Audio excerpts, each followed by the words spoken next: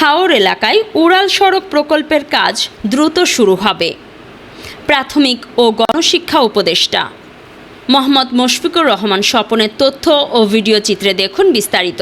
প্রাথমিক ও গণশিক্ষা মন্ত্রণালয়ের উপদেষ্টা অধ্যাপক ডাক্তার বিধান রঞ্জন রায় পোদ্দার বলেছেন, আমাদের সময়ে আগের অনেক প্রকল্প বাদ পড়েছে, তবে ভালো খবর হচ্ছে এই প্রকল্পটি এখনও রয়েছে।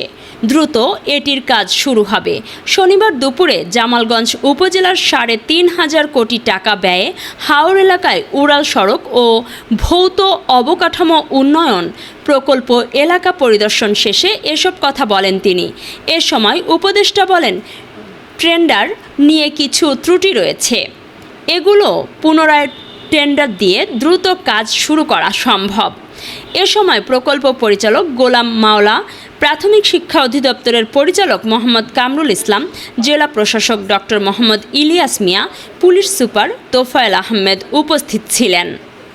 শুনেন, ভালো খবর হচ্ছে যে অনেক আমাদের সময়ে অনেক ধরনের প্রকল্প কিন্তু কাটছাট হয়ে গেছে, এই প্রকল্পটা কিন্তু বাদ যায়নি, এটা হচ্ছে ভালো খবর।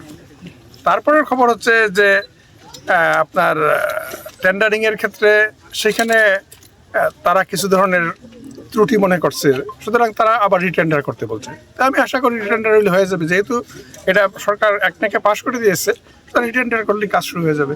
স্যার আরেকটা প্রশ্ন স্যার, এটা হচ্ছে আমাদের হাওর অঞ্চলে আবাসিক স্কুল হওয়ার একটা আমরা আগে শুনছিলাম একটা কথা ছিল, এটা স্যার কতটুকু আগাইছে? ওইটা আমি কিন্তু পজিটিভ সাড়া পাইনি। আমি টিচারদের জিজ্ঞেস করছি যে আদৌ ওনারা থাকবে কিনা, আমি কোনো ইতিবাচক উত্তর পাইনি।